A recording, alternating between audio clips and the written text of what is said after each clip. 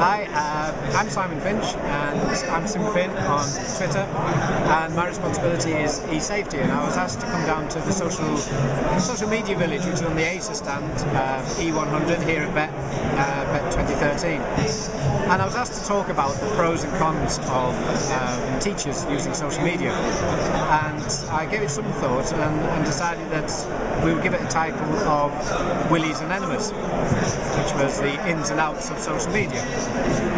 And the reason for that kind of became apparent as we moved through. So I started by talking about why we would want to engage children on the internet, why we would want them to be part of blogging. And so it started at its most rudimentary thing, which is that when you want children to write, let's take that. When you want children to write, you want them to write for a purpose and to write for an audience. And so in the olden days, you would celebrate that by putting it on the wall so other children could see it, or the teacher would read it out. When the internet came, it would be a website, a school website, or the school newsletter, and you would publish it there for the parents to see, the wider community. By using social media, that audience becomes not just a local or a regional, but a national and an international audience, but also you're able to leave comments so that we're able to receive feedback. So I showed a class of 5, 6-year-olds who were just learning to write and how they were using Twitter. And then I showed, we have a teacher in Stockton who had done a space project, and the children had done a blog about the space movement, and they received not just a comment from a female teacher astronaut, but also a signed picture and further information saying that she enjoyed so much the work that they were doing, and that is absolutely fantastic. Back in the day, we used to have to lie to kids that we'd had a letter from NASA and we had a letter from a spaceman. Here they're having real ones, and it's to bring space and NASA into a classroom, which is absolutely fantastic. I then moved on to talk about teachers using Twitter as the largest staff room in the world, and mentioned EdChat, which is a place where all English-speaking teachers, in this case, whether it be the Americans or the Australians, you have this 24/7 of great ideas. Even if you don't want to use Twitter, you could access the archive and read it.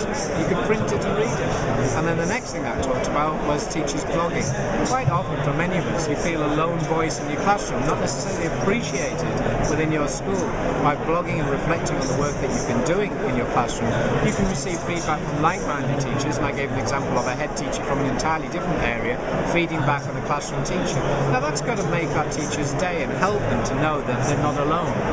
And so then I moved on to the downside, and the downside were endless examples of teachers that had ended up in the local and national and international press for inappropriate pictures on Facebook, for inappropriate comments. I drew their attention to how teachers can, in some cases, be a little more easy in what they're talking about in an evening or at a weekend or at half term.